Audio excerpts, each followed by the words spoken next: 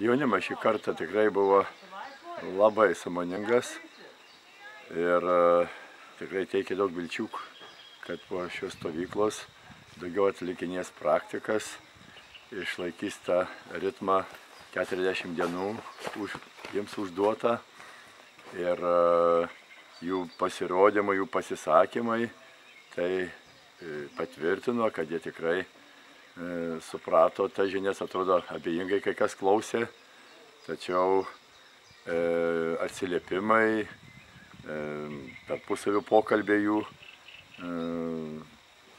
rodo, kad jie tas žinias suvokė, įsisavino ir labai buvo ištvermingi, kaip nekeista. Labai daug darėme šį kartą šioje stovykloje ir praktikų, ir Simonas gerai čia uždavė toną, daug saulės pasveikinimų turėjo jį atlikti ir buvo tikrai labai ištvermingi, nedėjavo, nesigirdėjo balsų dejuojančių, kad nebegalim ir panašiai.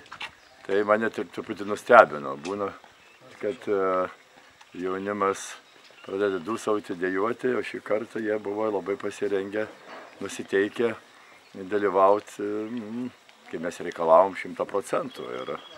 Ir suprato, kaip veikia kvėpavimas, dėl ko jis reikalingas, dėl ko meditacija.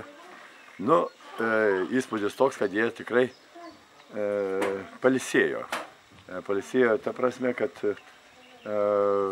gavo gilų poilsį, ypač per tuos procesus, meditacijas, kvėpavimus, atsipalaidavimus, kada galėjo kūną atpalaiduoti.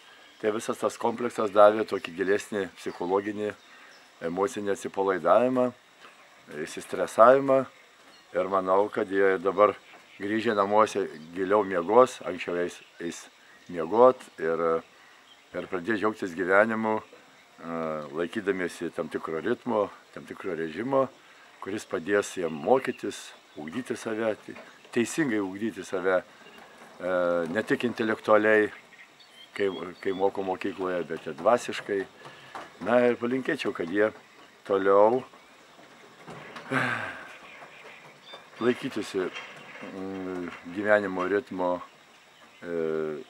mokytųsi gyvenimo tiesų, mokytųsi iš kitų, o ne iš savo klaidų ir kuo mažiau tų klaidų kartotų, kad atlikinėtų praktikos, kurios padeda jiems būti stipriais, o jie dabar jau žino, kas padeda, kokie energijos šaltiniai ir kaip tai veikia, kad tikrai yra verta tai daryti.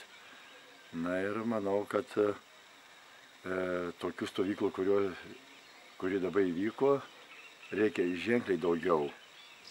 Kaip jie patys sakė, kad neužtenka to, ką jie kažkur skaitė, nes nebuvo supratimo. Vis tik šiandieną reikia pasakyti, kad mūsų sveika gyvensena ugdymo įstaigose ženkliai atsilieka to, ką jie vadovą patys fiksuoja, kad viskas jiems nauja. Atrodo, jau gyvename tokiam amžiui informaciniam, o viskas nauja. Tai vadinasi, gyvensenos žinių šiandieną nepakanka. Paskutinis mano būtų pasakytas žodis, kad turim visi susitelkę, tiek vyriausybinės, tiek nevyriausybinės organizacijos, dirbti vieną darbą ir pasimokyti iš kitų šalių pavyzdžių, o mes tai darome, trečias sektorius, ir labai sėkmingai integruojame perkeliamuosius metodus į šiandieninę mūsų gyvenseną ir sėkmingai tai praktikuojam ir siūlome kitiem prisijungti prie mūsų. Sėkmės!